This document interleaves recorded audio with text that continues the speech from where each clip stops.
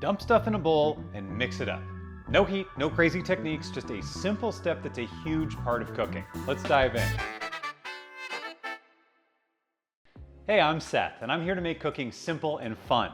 In this series, we're going through the 7 key techniques to cook anything, and today we are tackling the shockingly common practice of mixing stuff up.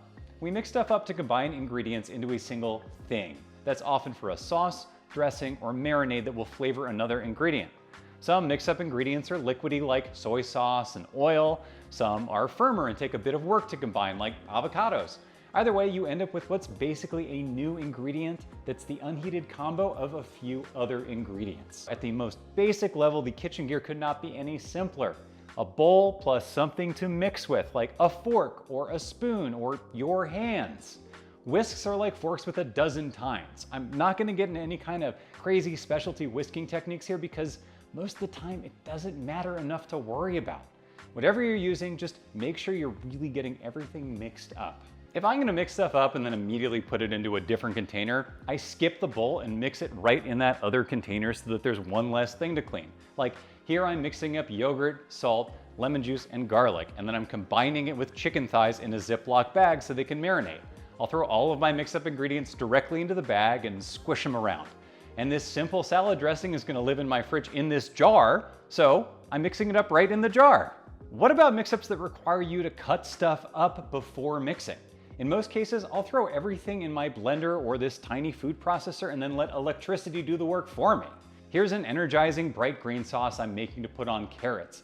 It uses chopped herbs, jalapenos, garlic, and ginger in addition to some liquids. So I'm gonna throw all this stuff in the little food processor and have the blade do the cutting and the mixing for me. Keep it easy. The key here is you should think of mixing stuff up as one simple step.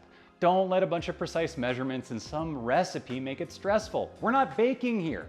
I give you permission to ignore those measurements in favor of making things easy.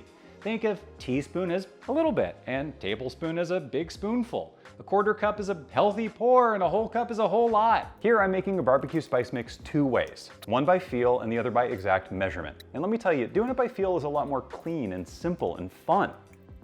I'm done in just over a minute. And on the measurement side, I'm still wiping out my tablespoon and grinding pepper into a bowl to measure with a teaspoon. Measuring takes almost 3 times as long. But what about the results? Here's a chicken thigh taste test, and let's see if all that precise measuring actually makes a difference, because if it doesn't, then why make cooking harder? After a little delay, just one piece. Just one piece, just take one piece.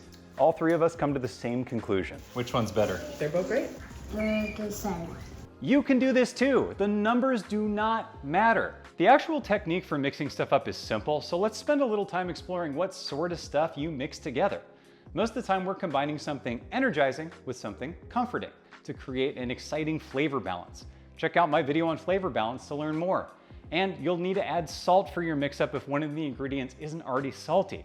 A classic vinaigrette is energizing vinegar and comforting oil. This fish taco white sauce is energizing lime with comforting mayo and sour cream. This guacamole is energizing raw onion and lime and cilantro with comforting avocado. This energizing, comforting dynamic creates intriguing flavors that make the foods you put them on shine brighter. So, when you're making a mix-up, think in these terms. Measurements or not, take a stab at mixing everything together, give it a taste, and decide if you want this mix-up to have more spicy, tangy, acidic energy or more luscious, sweet, fatty comfort. Then add more of whatever component matches with that flavor. But first and foremost, if your mix-ups lack flavor, consider adding more salt. It's the key to unlocking the natural flavors in your ingredients. So let's do it. Tasting the vinaigrette, it needs more punchy energy to cut through the oil, so I'm adding vinegar. The white sauce was also lacking acidic energy, so I'm squeezing in more lime. And the guac was great, but the whole flavor needed to get turned up, so I'm adding salt. In the case of a marinade on raw meat, you can't easily give it a taste, so we'll adjust the seasoning after it cooks. Throw stuff into a bowl and mix. Get a friend or a young person in your life to help you out in the kitchen by doing some of the mixing for you. Cooking should feel easy and fun. Mixing stuff up is low stress and low stakes. Don't get bogged down in details. Get your hands in there and mix it up. And then give those hands a good wash.